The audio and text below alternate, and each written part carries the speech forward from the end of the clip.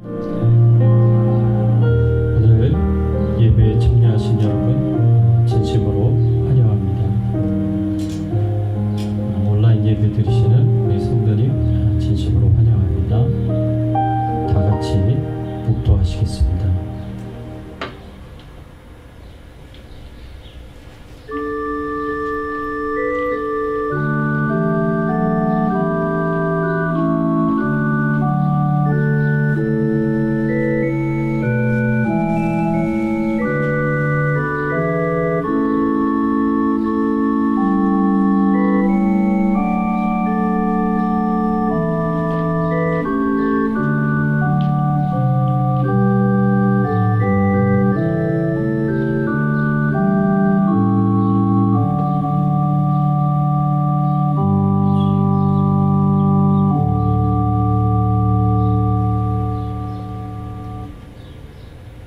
내가 여호와께 바라는 한 가지, 그것을 구하리니 곧 내가 내 평생에 여호와의 집에 살면서 여호와의 아름다움을 바라보며 그의 성전에서 사모하는 그것이라. 여호와께서 환난 날에 나를 그의 초박 속에 비밀히 지키시고 그의 장막 은밀한 곳에 나를 숨기시며 높은 바위 위에 두시리로다. 이제 내 머리가 나를 둘러싼 내 원수 위에 들리리니 내가 그의 장막에서 즐거운 제사를 드리겠고 노래하며 여호와를 찬송하리로다. 하나님 아버지 감사합니다. 저희들을 주님 앞으로 불러주셔서 감사를 드립니다. 지난 한 주간 저희들의 삶을 지켜주시고 보호해주시고 돌봐주시다가 하나님이 축복하시고 은혜 주시는 그 삶을 살다가 주님 앞에 나와 찬송과 경배와 영광을 돌리게 하시니 감사를 드립니다. 하나님 홀로 영광을 받으시고 주님 홀로 경배를 받으시고 주님만 존귀하게 되시는 귀한 예배가 될 수 있도록 처음부터 끝까지 인도하여 주시옵소서. 감사드리옵고 모든 영광과 존귀와 찬송을 하나님 앞에 돌려오며 예수 그리스도의 이름으로 간절히 기도드리옵나이다. 아멘. 전능하사 천지를 만드신 하나님 아버지를 내가 믿사오며 그 외아들 우리 주 예수 그리스도를 믿사오니 이는 성령으로 잉태하사 동정녀 마리아에게 나시고 본디오 빌라도에게 고난을 받으사 십자가에 못 박혀 죽으시고 장사한 지 사흘 만에 죽은 자 가운데서 다시 살아나시며 하늘에 오르사 전능하신 하나님 우편에 앉아 계시다가 저리로서 산자와 죽은 자를 심판하러 오시리라. 성령을 믿사오며 거룩한 공예와 성도가 서로 교통하는 것과 죄를 사하여 주시는 것과 몸이 다시 사는 것과 영원히 사는 것을 믿사옵나이다. 아멘. 하나님 감사합니다. 겸손하게 말씀 앞에 섭니다. 주의 말씀을 통해서 하나님이 주시는 음성을 듣게 하시고 주의 나라와 영광을 위하여 충성되이 사명 감당하며 살아가는 저희들의 삶이 될 수 있도록 은혜를 베풀어 주시옵소서. 하나님을 찬양합니다. 경배드립니다. 모든 영광과 존귀와 찬송을 하나님 앞에 돌려오며 예수 그리스도의 이름으로 기도드리옵나이다. 아멘.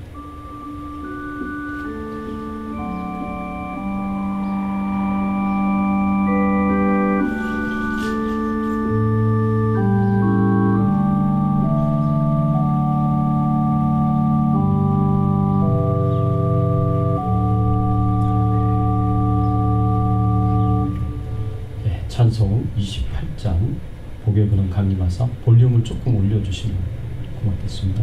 은혜 사슬 되사 나를 주께 매소서.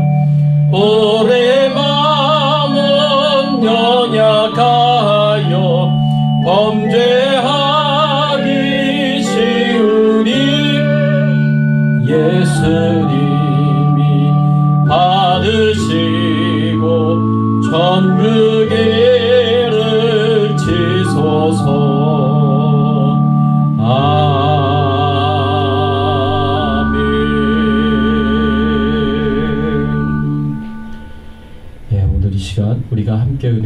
말씀은 레위기 2장 1절에서 13절까지의 말씀입니다.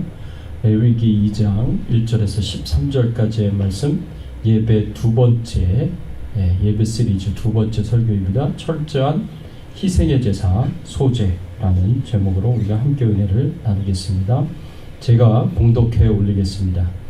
누구든지 소제의 예물을 여호와께 드리려거든 고운 가루로 예물을 삼아 그 위에 기름을 붓고 또 그 위에 유향을 놓아 아론의 자손 제사장들에게로 가져갈 것이요 제사장은 그 고운 가루 한 움큼과 기름과 그 모든 유향을 가져다가 기념물로 제단 위에 불사를 지니 이는 화제라 여호와께 향기로운 냄새니라. 그 소제물에 남은 것은 아론과 그의 자손에게 돌릴지니 이는 여호와의 화제물 중에 지극히 거룩한 것이니라. 내가 화덕에 구운 것으로 소제 예물을 드리려거든 고운 가루에 기름을 섞어 만든 무교병이나 기름을 바른 무교전병을 드릴 것이요 철판에 붙인 것으로 소제 예물을 드리려거든 고운 가루에 누룩을 넣지 말고 기름을 섞어 조각으로 나누고 그 위에 기름을 부을지니 이는 소제니라. 내가 냄비의 것으로 소제를 드리려거든 고운 가루와 기름을 섞어 만들지니라. 너는 이것들로 만든 소제물을 여호와께 가져다가 제사장에게 줄 것이요 제사장은 그것을 제단에 가져가서 그 소제물 중에서 기념할 것을 가져다가 제단 위에 불사를 지니 이는 화제라 여호와께 향기로운 냄새니라. 소제물에 남은 것은 아론과 그의 아들들에게 돌릴지니 이는 여호와의 화제물 중에 지극히 거룩한 것이니라. 너희가 여호와께 드리는 모든 소제물에는 누룩을 넣지 말지니 너희가 누룩이나 꿀을 여호와께 화제로 드려 사르지 못할지니라. 처음 익은 것으로는 그것을 여호와께 드릴지나 향기로운 냄새를 위하여는 제단에 올리지 말지며 내 모든 소제물에 소금을 치라. 내 하나님의 언약의 소금을 내 소제에 빼지 못할지니 내 모든 예물에 소금을 드릴지니라. 아멘.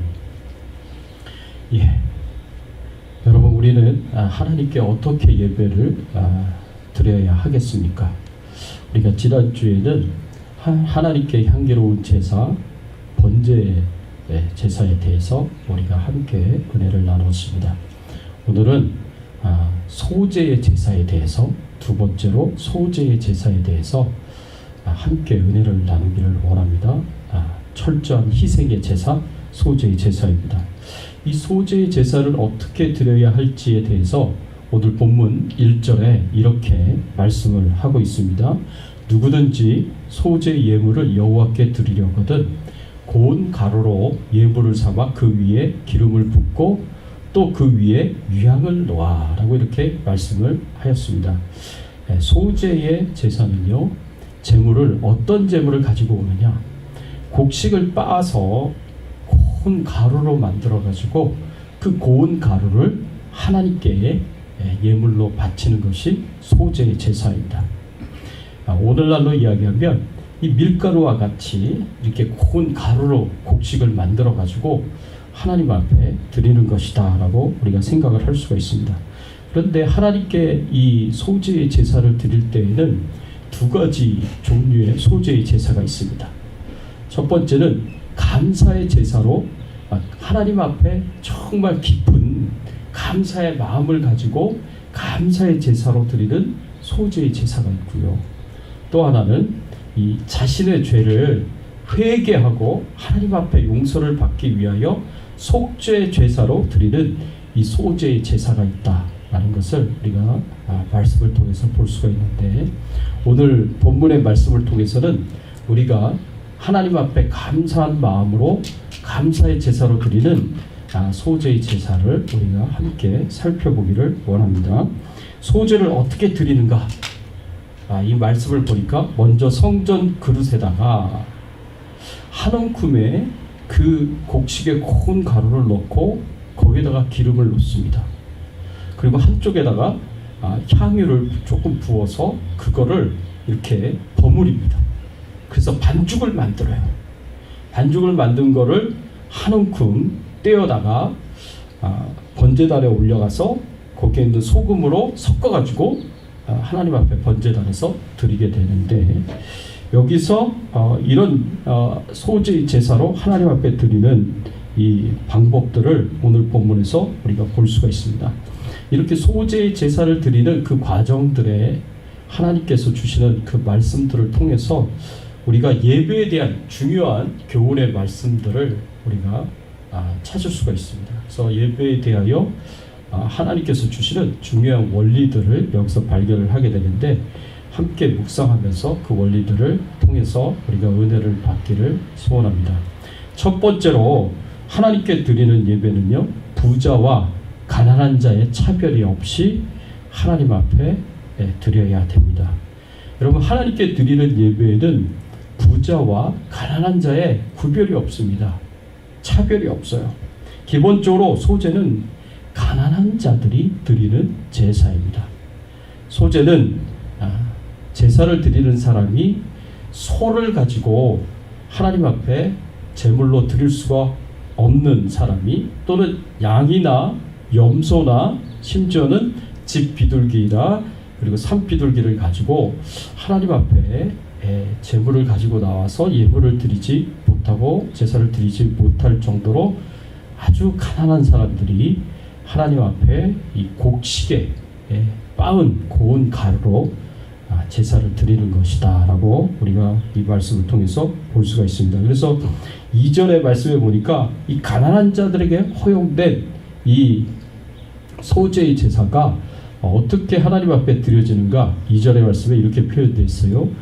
아론의 자손 제사장들에게로 가져갈 것이요, 제사장은 그 고운 가루 한 움큼과 그리고 기름과 그 모든 유향을 가져다가 기념물로 제단 위에 불사를 지니 이는 화제라, 여호와께 향기로운 냄새니라 라고 이렇게 말씀을 하고 있습니다.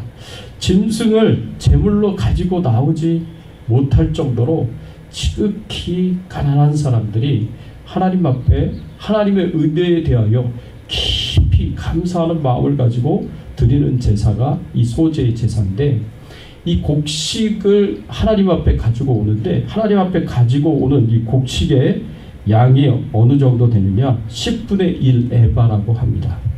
10분의 1 에바는 한 에바는 22리터예요. 한 에바가. 그런데 하나님 앞에 가지고 오는 이 10분의 1 에바는 2.2리터예요. 오늘날로 생각하면은 이렇게 코카콜라 페트병 2리터 페트병에 곡식가루 하나를 담아가지고 하나님 앞에 가지고 온다라고 여러분들이 생각을 하시면 됩니다. 그런데 그 중에서 이렇게 백성들이 한 2.2리터 정도 되는 곡식을 빻은 고운 가루를 가지고 오면은 그 중에서 제사장이 한 움큼을 이렇게 그것을 짚습니다. 근데 한 움큼을 짚는데 우리가 생각하는 그런 한 움큼이 아니에요. 이 한 움큼은 히브리어로 프티타라고 부르는데, 이 프티타는 한 움큼을 붙잡지만 붙잡은 데서 엄지손가락을 뗍니다. 그리고 마지막 새끼손가락도 뗍니다. 이게 한 움큼이에요. 그러니까 가운데 세 개의 손가락을 가지고 쥐은 그 곡식 가루를 하나님 앞에 드리는 거예요. 그러니까 엄지손가락도 빼고 새끼손가락도 빼면 이게 얼마나 되겠습니까? 그렇죠. 하나님 앞에 드리는 게 약 1g에서 2g 정도밖에 되지 않습니다. 그 1, 2g 정도 되는 그 곡식의 고운 가루를 거기다가 기름을 섞고, 또 하나님이 향기롭게 받으시도록 향유를 거기다가 부어서 그거를 막 반죽을 해가지고, 그 반죽을 한 거를 가지고 번제단에 올라가면 번제단에 소금이 준비되어 있어요. 그 소금을 뿌려가지고 그 소금과 함께 반죽을 만든 거를 번제단에 놓습니다. 그러면 그 번제단에서 불로 태워져서 하나님 앞에 드려지는 것이 소제다라고 볼 수가 있습니다. 그래서 이런 것을 볼 때 하나님께서 이 가난한 자들이 하나님 앞에 제사를 드릴 수 있도록 하나님께서 이 가난한 자들을 위하여 이 소제의 제사의 방법을 가르쳐 주셨다라고 우리가 생각을 해 볼 수가 있습니다. 이런 것을 보면 하나님께서는 제물의 종류나 재물의 양보다도 더 중요하게 생각하는 것은 제사자가 가지고 있는 마음이다라는 것을 우리가 생각을 할 수가 있습니다. 재물을 소나 양이나 염소와 같이 좋은 재물로 하나님 앞에 드릴 수 있으면 좋겠지만, 그러다 형편이 되질 않아서 그렇게 비싼 재물을 하나님 앞에 드릴 수 없는 경우에 하나님께서 가난한 그런 사람들이 기꺼이 하나님 앞에 나와서 감사를 표현할 수 있는 그런 소제의 제사를 가르쳐 주셨고요. 또 이 소제의 제사를 속죄 제사로 사용해서 죄 용서함도 받을 수 있는 그런 기회를 주시고 길을 열어 주셨다라는 것을 이 말씀을 통해서 보게 됩니다. 그래서 재물이 얼마나 좋으냐, 그것보다도 재물이 어떤 종류냐, 그것보다도 더 중요한 것은 바로 제사자가 하나님 앞에 가지고 있는 감사의 마음 또는 회개의 마음이, 그것이 굉장히 중요하다라는 것을 이 말씀을 통해서 우리가 생각을 할 수가 있습니다. 이런 것을 보면 우리가 신약 성경에서 보면은 과부의 두 랩돌이 있지 않습니까? 그렇죠? 하나님께서 이 신약 성경에 나와 있는 과부의 두 랩돌을 귀하게 여기셨고 참 소중하게 여기셨습니다. 그래서 기쁘게 받으셨어요.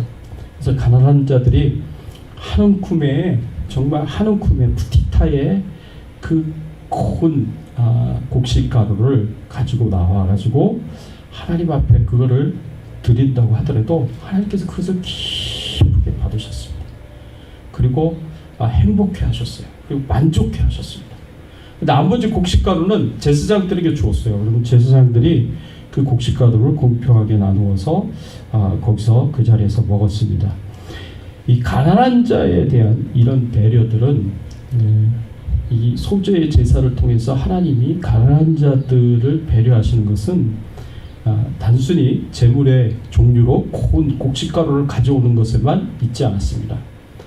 이 소제의 제사를 드리는 시간이 다른 동물을 짐승을 제물로 드리는 제사보다 훨씬 짧았습니다.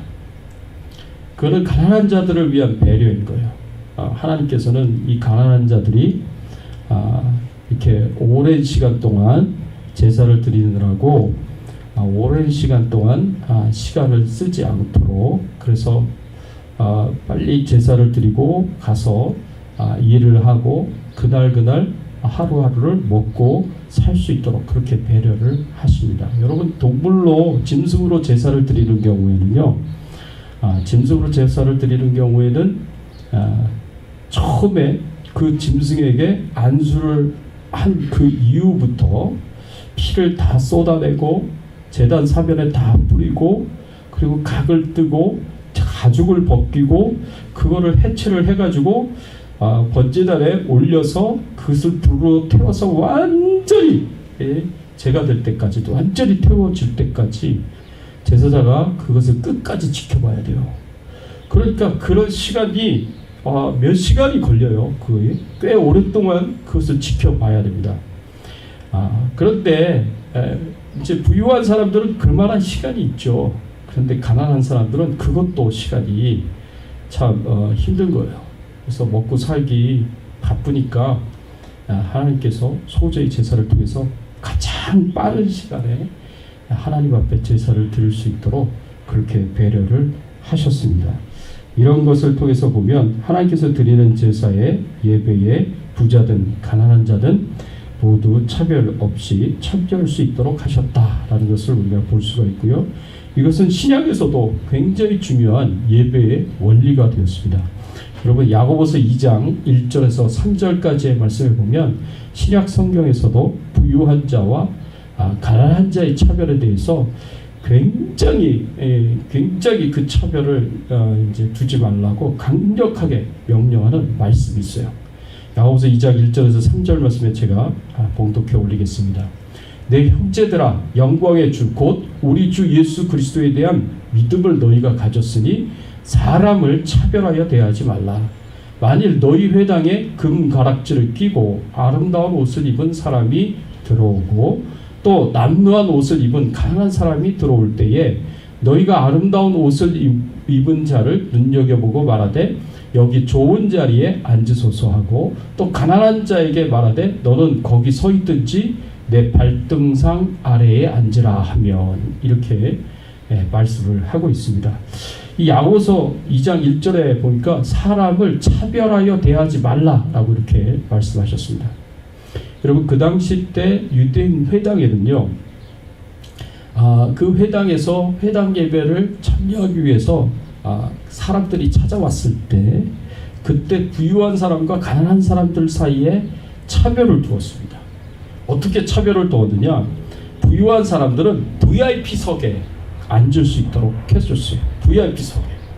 그러니까 사람들이 오는 대로 자기가 원하는 자리에 편하게 앉는 게 아니라 이 VIP석이 있어요. VIP석. 좋은 자리, 편안한 자리. 그 VIP석에 부유한 사람들이 와서 앉도록 하고, 그리고 가난한 사람들은 이 서 있든지 아니면 이 VIP석에 앉은 사람들이 발로 밟는 그 발 받침대가 있어요. 발 받침대. 부유한 사람들은 발 받침대로 쓰는 그 발등상에 앉도록 그렇게 했다라는 거죠. 여러분, 이런 이제 초대 교회 때 회당에서 이런 차별이 있었고요. 그런데 교회에서도 바로 그런 차별이 있었기 때문에 지금 야고보 사도가 굉장히 강력하게 교회 안에서 부유한 자와 가난한 자의 차별을 두지 말라고 명령하고 있는 이 말씀을 볼 수가 있습니다.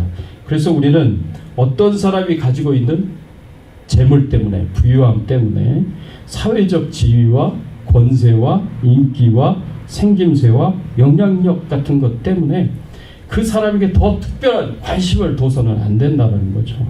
차별을 둬서는 안 된다는 거죠. 차별이라는 것은 등급을 매기고 나누고 가르는 것을 의미합니다.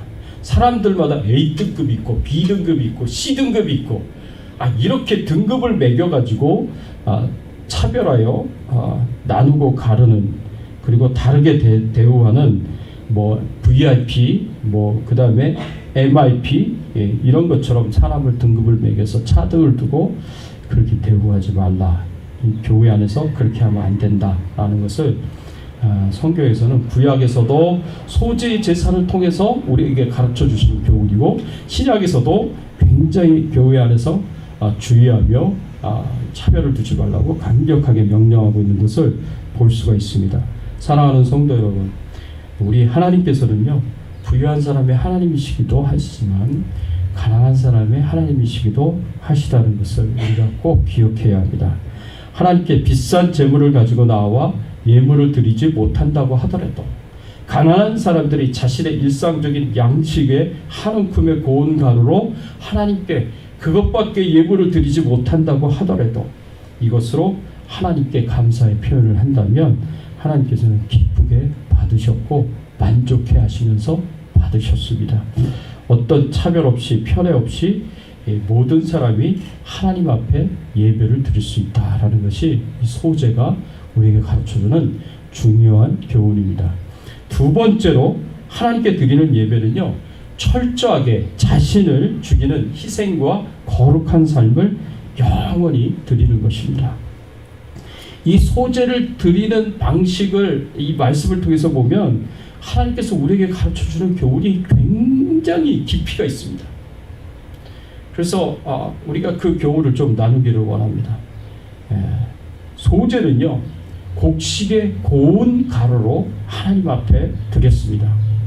하나님께서 어차피 받으시는 거니까, 우리가 그런 표현들도 많이 쓰잖아요. 뱃속에 들어가면 다 똑같으니까 이렇게 먹든 저렇게 먹든 다 괜찮다, 우리가 이렇게 생각할 수도 있는데, 하나님께서 소재로 받으시는 것은 어차피 가난한 자들이 일상생활에서 먹는 그 곡식을 하나님께서 받으시는 거니까 곡식을 그냥 그대로 받으시면 됐지, 왜 굳이 그것을 빻아서 그것을 가루로 만들어 가지고 그것도 고운 가루가 될 때까지 계속 빻아서 그것을 하나님 앞에 드리도록 하셨는가? 왜 그대로 받지 않으시고 꼭 이렇게 빻아서 고운 가루로 만들어서 하나님께 드리라고 했을까? 거기에는 중요한 이유가 있다는 거죠. 그리고 하나님 주신 교훈이 있습니다. 이렇게 철저하게 빻아서 고운 가루로 만들어 제물로 드리라는 것은 어떤 의미를 갖고 있느냐 하면 철저하게 자기 자신을 죽이는 희생을 하며 하나님 앞에 헌신하라는 의미가 그 아래 담겨져 있습니다. 성도가 하나님 앞에서 예배를 드릴 때에는 하나님 앞에서 깨어지고 또 깨어져서 가루가 된 삶을 제물로 하나님 앞에 드려야 한다는 것입니다. 철저하게 부드러운 고운 가루로 하나님 앞에 드려야 된다는 것입니다. 이를 위해서 깨어져야 합니다. 이를 위해서 빠져야 됩니다. 이를 위해서 완전히 가루가 되어야 한다는 것이죠. 그럼 이렇게 완전히 깨어지고 빠져서 가루가 되어야 할 부분이 뭐가 있느냐? 우리의 삶 가운데 옛사람, 우리의 모든 죄악된 삶이 철저하게 깨어지고 부서져서 가루가 되어야 됩니다. 또 우리 안에 있는 육신의 혈기, 우리 육신의 혈기가, 우리 육신의 자존심이 철저하게 깨어지고 부서져서 완전히 가루가 되어야 된다라는 것을 생각을 해봅니다. 여러분, 이렇게 우리가 우리의 자아가, 우리의 육신의 혈기가, 우리의 자존심, 우리 옛사람들, 모든 죄악된 삶들, 이런 것이 완전하게 깨어지고 부서져서 가루가 되지 않으면 여러분, 우리는 하나님 앞에 죄를 지을 수가 있고요, 하나님의 뜻에 불순종할 수가 있다는 것을 항상 생각해야 됩니다. 하나님의 뜻과 전혀 다른 삶을 살 수가 있습니다. 여러분, 모세를 한번 생각해 보십시오. 모세 인생에 있어서 큰 실수가 두 가지가 있었습니다. 모세 인생에 있어서 큰 실수가 뭐냐? 나이 40대에 애굽의 사람이 히브리인 한 사람을 괴롭히는 것을 보고 화가 나가지고 그 애굽 사람을 쳐서 죽였습니다. 근데 그 애굽 사람을 쳐서 죽인 것 때문에 모세가 어떻게 해야 됐어요? 애굽에서 도망을 쳤어요. 애굽의 왕자가 애굽에서 도망을 쳐서 미디안 광야에서 40년간 목자의 삶을 하면서 이름 없는 잊혀진 그런 존재로 40년을 살아가야 했습니다. 그때 그 혈기를 죽이지 못했기 때문에 그래요. 또 모세가 두 번째로 혈기를 부린 적이 있었습니다. 사실은 모세는 그 형제인 아론과 미리암이 구스의 여인을 얻은 것 때문에 온갖 모욕을 주고 욕을 하고 비난을 했을 때도 전혀 혈기를 부리지 않고 온유한 마음으로 대했을 때 하나님께서 지면에서 가장 온유한 자다라고 그렇게 모세를 칭찬을 했어요. 그래도 온유한 자가 되었는데 모세가 한 번 또 참지 못하고 혈기를 부린 적이 있어요. 그게 언제냐면 하나님께서 물이 없어가지고 하나님을 원망하고 불평하는 이스라엘 백성들에게 하나님께서 불쌍히 여기고 긍휼히 여기는 마음으로 물을 공급하시기 위해서 모세에게 반석을 명하여 물을 내라 라고 그렇게 말씀을 하셨어요. 그런데 그런 하나님의 명령에 순종하여서 반석을 명하여 물을 냈어야 되는데 맨날 원망하고 불평만 하는 그 이스라엘 백성들에 대해서 모세가 화가 났어요. 화가 나가지고 그 화를 참지 못해서 반석을 지팡이를 쳐서 물을 냈어요. 혈기를 부린 거죠. 그것도. 근데 하나님께서 굉장히 진노하셨습니다. 그때. 왜 진노하셨냐면 하나님의 메시지를 잘못 전달했기 때문에 그렇습니다.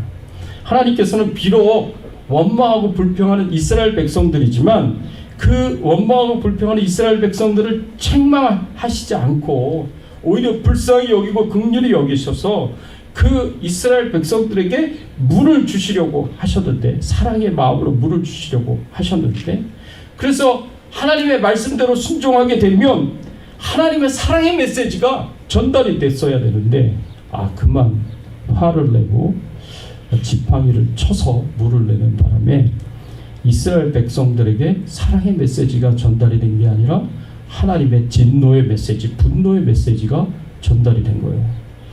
그래서 사랑의 메시지가 모세 때문에 분노의 메시지가 돼버렸어요. 그냥 하나님이 메시지를 잘못 전달한 것 때문에 하나님께서 진노하셨습니다. 그래서 모세가 당한 형벌이 뭐였습니까? 그토록 바라고 원했었던 가나안 땅에 들어가지 못하는 것이 하나님이 모세에게 주신 형벌이었습니다. 모세가 느보산에서 하나님이 느보산으로 데리고 올라가서 가나안 땅을 보여주셨습니다. 이제 이스라엘 백성이 들어갈 가나안 땅을 보여주셨어요. 거기서 모세가 하나님 앞에 건너가게 해달라고, 나도 저 가나안 땅에 들어가게 해달라고 하나님 앞에 간절하게 요청하고 기도했는데 하나님께서 내 은혜가 족하다라고 말씀하시고 허락하시지 않으셨습니다. 이 가나안 땅에 들어가지 못했어요. 그래서 여러분, 자신의 자아가, 자신의 혈기가, 자신의 그 육신의 정욕이, 그의 죄악이, 옛사람이 완전히 깨어져서 부서져서 가루가 되어야 되는데 그렇지 못하는 거예요. 그러니까 하나님의 뜻을 행하지를 못하는 거죠. 하나님 앞에 오히려 죄를 짓게 되는 거죠. 여러분, 소재가 우리에게 주는 교훈이 굉장히 깊은 교훈을 주고 있습니다. 우리의 육신의 정욕이, 우리의 혈기가, 우리의 자존심이, 그리고 우리의 죄악된 삶이, 옛사람이 철저하게 깨어져서 부서져서 온전히 가루가 되어 하나님 앞에 내 삶 속에서 오로지 나는 죽고 오로지 예수 그리스도만 사는 그 삶을 하나님 앞에 제물로 드려야 된다. 날 것에 나를 드리는 것이 아니라 부서진, 깨어진, 가루가 된, 철저하게 죽어서 희생된 그런 나를 하나님 앞에 드려야 된다라는 것이 이 말씀에서 우리에게 가르쳐주고 있습니다. 이것은 예수님의 제자의 삶이기도 합니다. 예수님께서 누구든지 나를 따르려거든 자기를 부인하고 날마다 제 십자가를 지고 나를 쫓을 것이요 라고 그렇게 말씀하셨습니다. 자기를 부인해야 돼요. 철저하게. 내가 깨어져야 돼요. 내가 가루가 돼야 돼요. 그 삶을 하나님 앞에 예물로, 제물로 드리고 나와 예배를 드려야 한다는 것입니다. 목회자로서 개인적으로 목회를 하면서 참 안타까운 그런 모습들을 종종 보게 됩니다. 참 마음 아픈 모습들을 보게 됩니다. 열심히 설교하고 성경을 가르치는데도 불구하고 전혀 변화가 일어나지 않는 성도님들을 볼 때마다 참 안타깝습니다. 물론 제 자신을 볼 때도 그렇게 안타깝고요. 말씀을 듣고 배워도 하나님의 뜻을 중요하게 생각하지 않습니다. 듣기는 들어도 배우기는 배워도 이 말씀이 나와 아무 상관없는 말씀으로 생각하는 것 같습니다. 너무 쉽게 하나님의 뜻보다 자신의 뜻, 자신의 생각을 앞세웁니다. 또 말씀을 듣고 배워도 하나님의 뜻대로 살려고 하는 치열하게 노력하는 그런 모습이 보이지 않습니다. 치열하게 노력한다면 비록 계속 실패를 한다고 하더라도 끝까지 포기하지 않는다면 우리의 신앙이 반드시 조금씩 변화가 일어나고 나아지게 되어 있고 진보하게 되어 있습니다. 그런데 하나님의 뜻대로 살려고 하는 이런 치열한 모습이 없어요. 그래서 변화가 전혀 일어나지 않아요. 그냥 말씀을 들어도 말씀을 보아도 그냥 잊어버리는 것 같아요. 그거 붙잡고 열심히 치열하게 살려고 노력을 하지 않는 것 같습니다. 그런데 더 가슴 아픈 것은 하나님의 뜻을 중요하게 생각하지도 않고 하나님의 뜻대로 살려고 치열하게 노력하지 않은데도 불구하고 많은 성도들이 자신의 신앙생활에 만족하고 있습니다. 그리고 자신은 좋은 신앙을 가지고 있다, 성숙한 신앙을 가지고 있다는 착각을 하고 있습니다. 이게 얼마나 안타까운 일인지 모릅니다.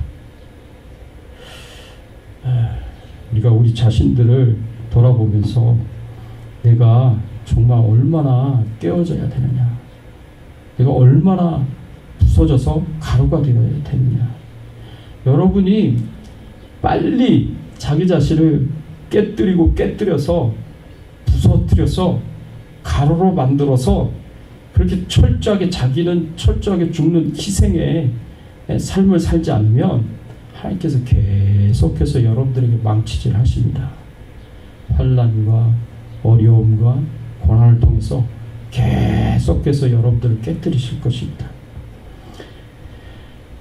바로 구원받기는 하나님의 말씀의 망치로 여러분 자신들을 깨뜨리시고 부서뜨리셔서 고운 가루가 되셔서 속히 빨리 자신을 죽이고 희생하며 오로지 예수 그리스도가 우리 안에서 사시는 그런 귀한 역사가 여러분들의 신앙의 삶 가운데 있기를 바라고, 날마다 그런 삶을 산 삶을 가지고 하나님 앞에 나와 이 소재의 예배를 드릴 수 있는 귀한 은혜가 있기를 바랍니다.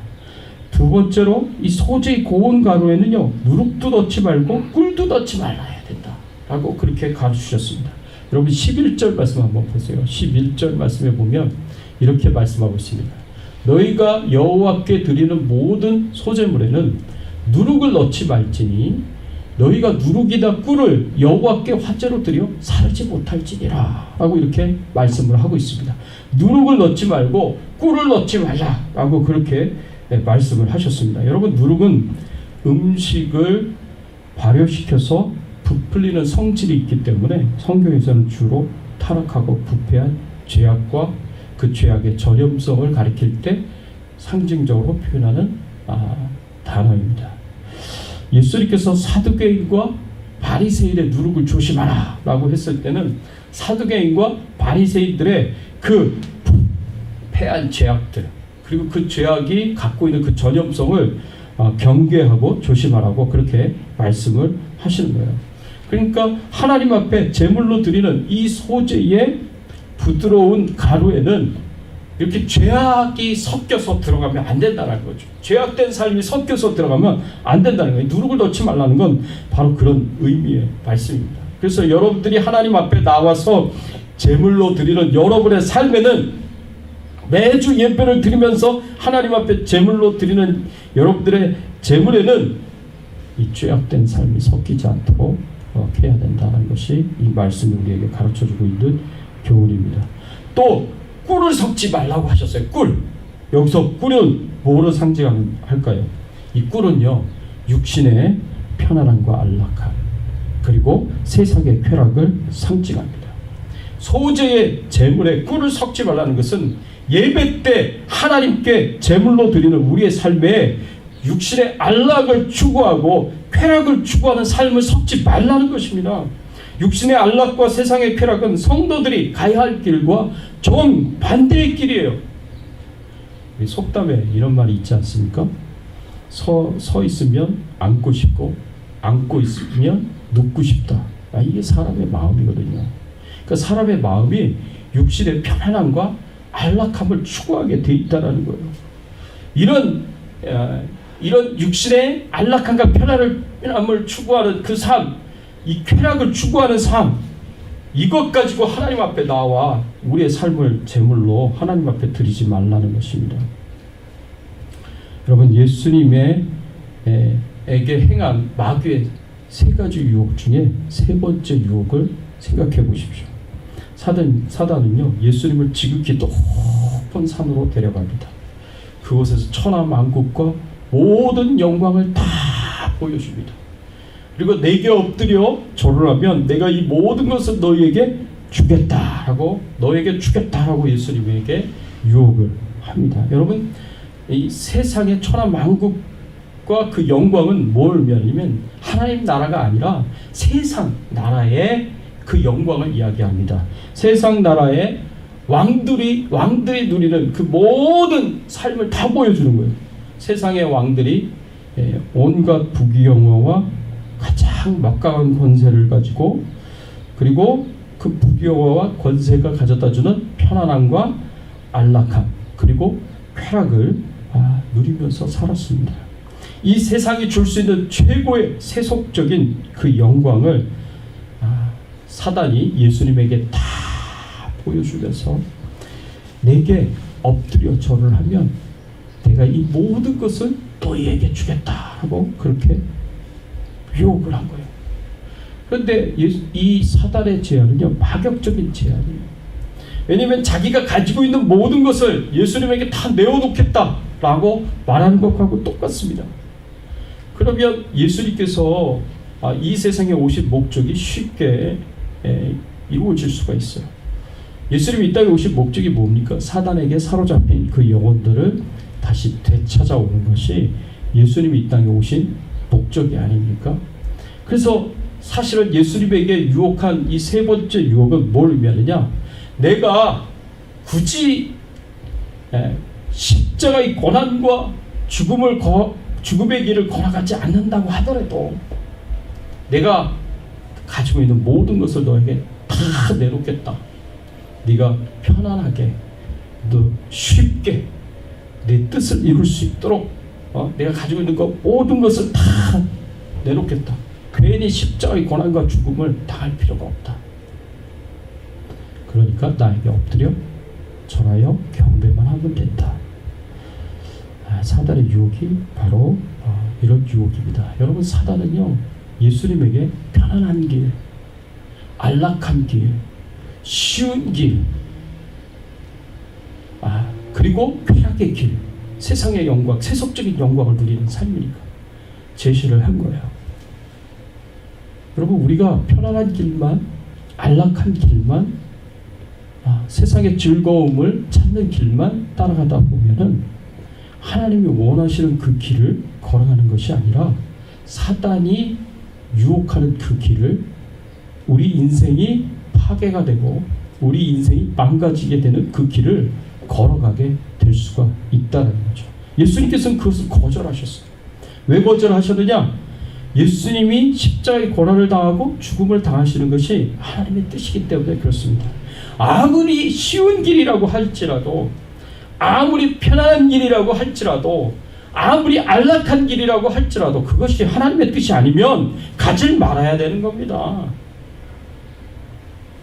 하나님의 뜻이 아니면 그 길을 가지 말아야 돼요. 그런데 하나님의 뜻이 아닌데도 불구하고 쉬운 길을 찾아요. 편안한 길을 찾아요. 안락한 삶을 찾아요. 그렇게 하려면 얼마나 죄악과 많이 타협해야 되는지 아십니까? 얼마나 하나님의 말씀을 외면하고 거부하고 무시하고 죄악과 타협하면서 살아야 되는지 아십니까? 그렇게 죄악과 타협하면서 살면 쉬운 길 갈 수 있어요. 편안한 길 갈 수 있어요. 안락한 삶 살 수 있어요. 영광을 누리는 삶 살 수 있어요. 그러나 그게 하나님의 뜻이 아닙니다. 하나님이 원하시는 길이 아니라는 거예요. 그러니까 항상 우리 믿는 사람들은 이 편안하고 안락하고 그리고 쉬운 길, 그리고 즐거움 있고 쾌락이 있는 그 길을 추구하는 삶에 대해서 우리는 철저하게 경계해야 돼요. 철저하게 경계해야 돼요. 예수님이 십자가의 죽으심이 없이 어떻게 우리가 우리의 죄를 용서함 받을 수 있겠으며 어떻게 우리가 죄와 사망에서 구원을 받을 수가 있겠습니까? 피 흘림이 없으면 사함도 없는 거예요. 예수 그리스도의 십자가에 피 흘림이 없으면, 보혈이 없으면, 십자가에서 우리 대신에 죄값인 죽음을 치러주시지 않는다면 여러분, 우리에게 죄 용서함의 은혜는 없는 거예요. 구원의 은혜는 없는 거예요. 편안한 길이라고 사단이 유혹을 했지만 그 사단의 유혹을 따라서 편안한 길, 안락한 길을 따라가다 보면 하나님의 뜻을 이룰 수가 없어요.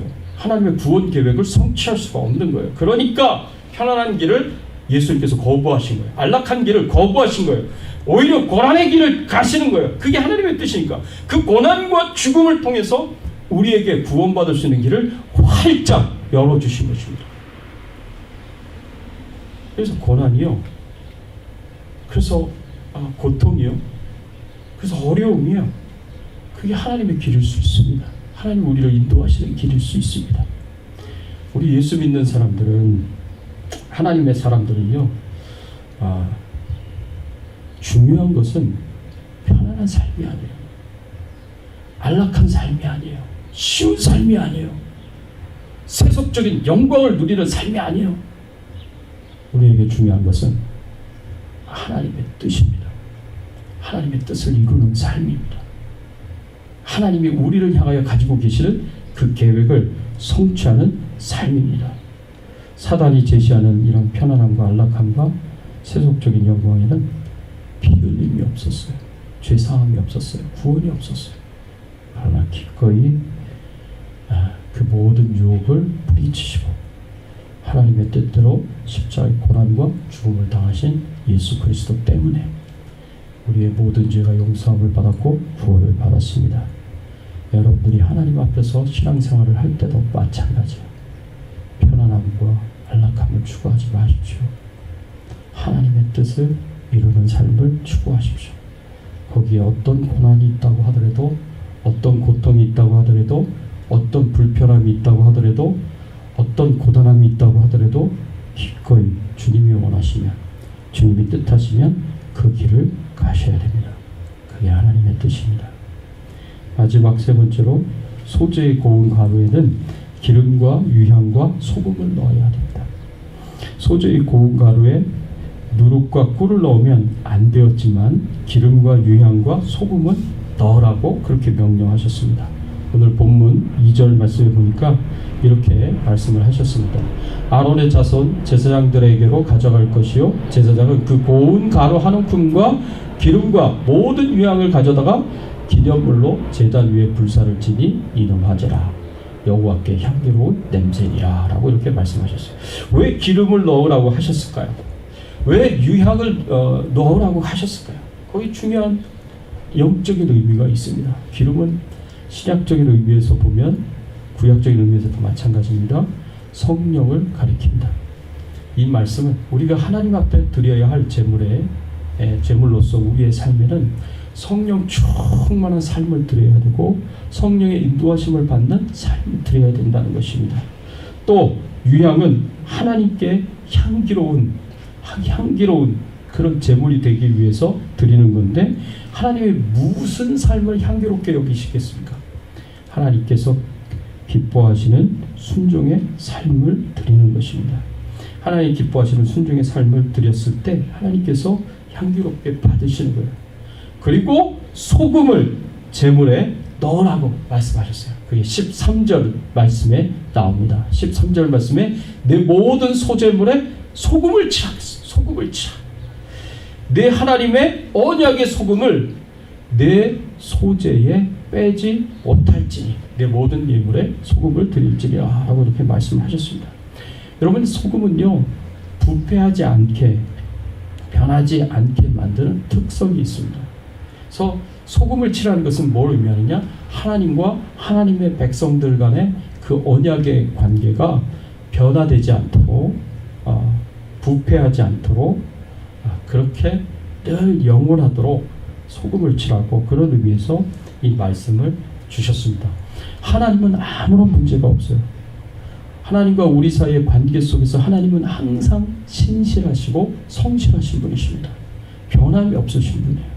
근데 문제는 누구에게 있느냐? 문제는 우리에게 있는 거예요.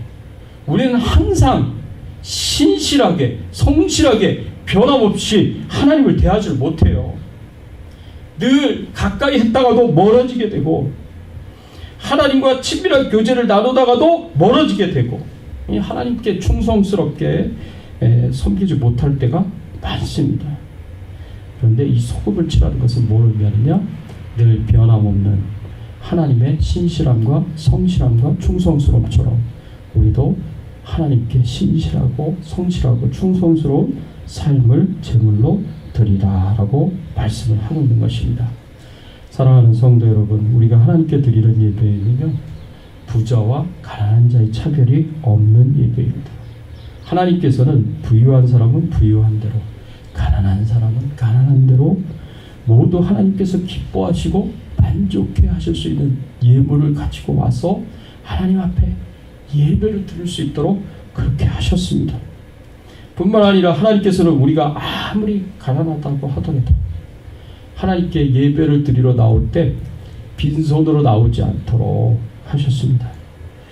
그래서 하나님이 기뻐하시는 제물을 가지고 나오라고 말씀하셨어요. 근데 그게 곡식의 고운 가루, 정말 대단하지 않는 정말 값싼 것이지만 거기에는 굉장히 중요한 의미가 담겨져 있습니다.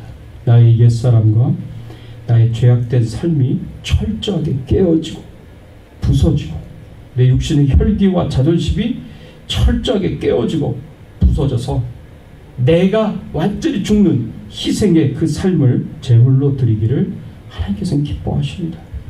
부패한 타락한 삶, 편안하고 안락함을 추구하는 나의 삶 다 버리시고 성령 충만한 삶, 성령의 인도하심을 받는 삶, 말씀에 순종하는 삶, 하나님과 말씀에 신실하고 충성스럽게 사는 삶을 제물로 드릴 수 있기를 바랍니다. 부디 하나님이 기뻐하시는 이 소재의 예배를 드릴 수 있는 저와 여러분들의 삶이 되시기를 예수 그리스도의 이름으로 축원합니다. 같이 한번 오늘 말씀 생각하시면서 함께 한 1분간 통성으로 기도하겠습니다. 하나님, 그렇습니다. 우리가 어떻게 하나님 앞에 예배를 드려야 하겠습니까? 하나님께서는 가난한 자도 부자도 하나님 앞에 나와 하나님이 기뻐하시고 만족하실 만한 예배를 드릴 수 있도록 차별을 두지 않으셨어요. 하나님께서는 그 마음을 기뻐하시고 우리가 드리는 그 삶을 기쁘게 받으십니다. 내가 어떤 삶을 가지고 제물로 하나님 앞에 예배를 드리는가, 진정으로 우리 자신을 돌아보면서 함께 여러분 삶 가운데 도전을 주신 그 말씀을 붙잡고 한 1분간 통성으로 기도하겠습니다. 하나님 아버지, 감사합니다. 오늘 말씀을 통해서 우리에게 가르쳐 주시고 교훈하여 주시니 정말 감사를 드립니다.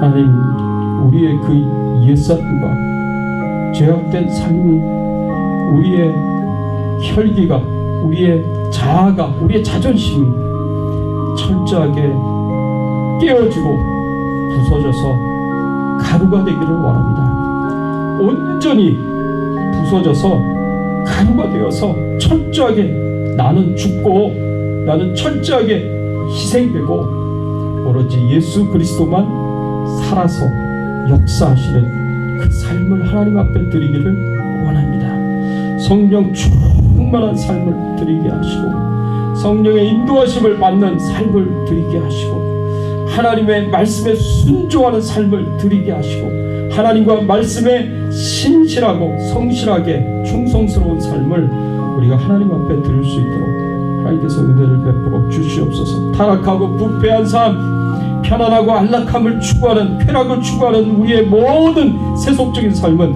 철저하게 버리게 하여 주시고 하나님이 기뻐하시는 삶으로 하나님 앞에 나와 제물을 드릴 수 있는 저희들이 될 수 있도록 은혜를 베풀어 주시옵소서. 감사합니다. 감사합니다. 하나님, 그렇습니다.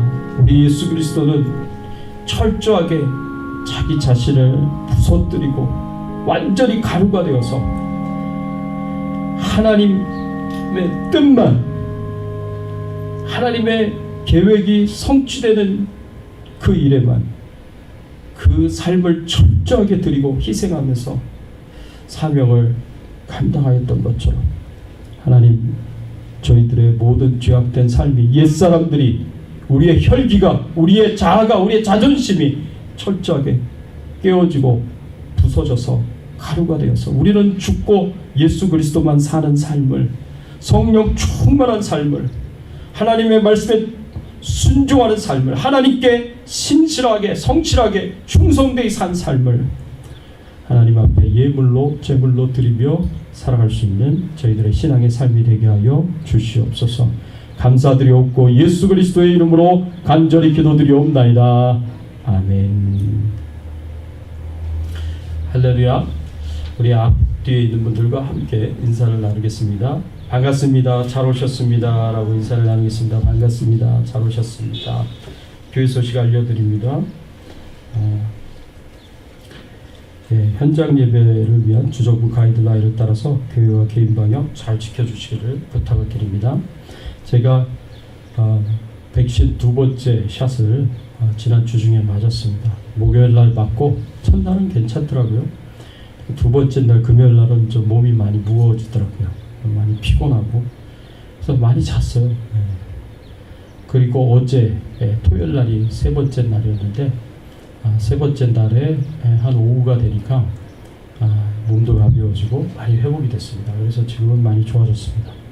그래서 한 몸살 기운이 좀 있다가 나간 것 같은 그런 시간을 보냈습니다. 여러분들도 너무 두려워하지 마시고 백신을 맞을 기회가 오시면 꼭 맞았으면 좋겠습니다. 그 다음에 큐티 영상 매주 보내드리는데 잘 들으시기를 부탁을 드리고요. 또 은혜 받으시기를 부탁을 드리고요. 매주 금요일 저녁 7시 30분 성경 공부를 합니다. 줌으로 성경 공부를 하는데 교회에 카톡창에 주소를 매주 금요일 날 올려드립니다. 그 주소를 이제 여러분들이 클릭하시면 automatically 이 줌으로 들어올 수 있게 돼 있어요. 그래서 여러분들이 많이 참여를 해주시면 감사하겠습니다. 347장 허락하신 새 땅에 우리 찬양 드리겠습니다.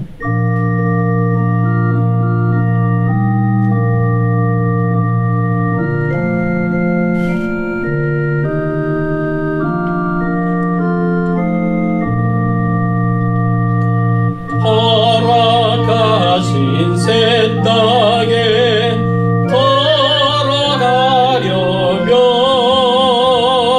마음의 준비를 하여 힘써 일하세. 여호수아 본받아 앞으로 가세. 우리 거할 조소는 주님 품일세. 시험 환난 당해도 낙심 말고서 마음의 걱정 버리고 힘써 일하세. 여호수아 본받아 앞으로 가세.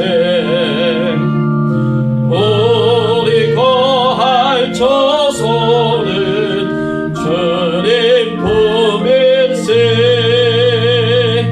앞서가신 예수님 바라보면서 모두 마음을 합하여 힘써 일하세. 여호수아 본받아 앞으로 가세. 우리 거할 조소는 주님 품일세. 일할 곳이 아직도 많이 있으니 담대하게 나가서 힘써 일하세. 여호수아 본받아 앞으로 가세. 우리 거할 조소는 주님 품일세. 하나님 아버지 감사합니다. 지난 한 주간 또 저희들의 삶을 인도해 주셔서 참 감사를 드립니다. 하나님께 모든 영광과 존귀와 찬송을 돌립니다. 하나님, 지난 한 주간 코로나19 바이러스로부터 저희들을 안전하게 하신 거 감사하고 저희들에게 필요한 모든 것을 채워주시고 공급하여 주신 거 감사를 드립니다. 하나님 앞에 감사한 마음으로 예물을 드립니다. 하나님 앞에 감사한 마음을 고백합니다. 하나님 기쁘게 받아주시옵시고 감사하는 심령마다 찾아가 주셔서 하나님께서 성령으로 충만한 삶을 살게 하여 주시고 성령의 인도하심을 받는 삶을 살게 하여 주시고 하나님의 말씀에 철저하게 순종하며 하나님을 신실한 마음으로 성실한 마음으로 충성된 마음으로 섬길 수 있는 귀한 삶을 살 수 있도록 하나님께서 은혜를 베풀어 주시옵소서. 하나님이시여 간절히 기도하고 원합니다. 하나님, 코로나19 바이러스로부터 우리 가족들 모두를, 그리고 교회 식구들 모두를, 그리고 교회와 예배를 안전하게 지켜주시고 보호하여 주시옵소서. 하나님 아버지여, 간절히 기도합니다. 생업의 현장에서 하나님께서 필요한 모든 것을 채워주시고 공급하여 주시고, 각 가정마다 하나님께서 채워주시고 공급하여 주시고, 연약한 우리 성도님들, 또 여러 가지 병으로 인하여 고생하고 있는 성도님들 하나님 다 치료하여 주시고 회복시켜 주시고 강건케 하여 주시옵소서. 하나님이시여, 간절히 기도하고 오라오니 하나님, 우리 선교사님들의 그 모든 선교 현장에 함께하여 주셔서 마음껏 선교하실 수 있도록 눈동자같이 지켜보호하여 주시고 필요한 모든 것을 채워주시고 공급하여 주시옵소서. 하나님께서 돌봐주실 것을 믿고 감사드리며 예수 그리스도의 이름으로 기도드리옵나이다. 아멘. 지금은 우리 주 예수 그리스도의 은혜와 하나님 아버지의 극진하신 사랑과 성령님의 감화감동 역사 충만하신 은총이 철저하게 우리 자신은 깨뜨리고 부서뜨리고 완전히 죽어 예수 그리스도만 살아서 역사하는 그 삶을 하나님 앞에 드리며 하나님의 뜻을 이루고 하나님의 영광을 위하여 살기를 소원하는 모든 주의 백성들 머리 위에, 그 가정과 자녀들과 세법과 기도 제목들 위에, 특별히 모든 선교사님들과 우크라이나의 주종훈 선교사님, 미얀마의 정바울 선교사님, 대만의 최경환 선교사님, 또 성김의 교회의 임상훈 목사님, 그 사역과 가정 위에 이제부터 영원토록 함께 계실지어다.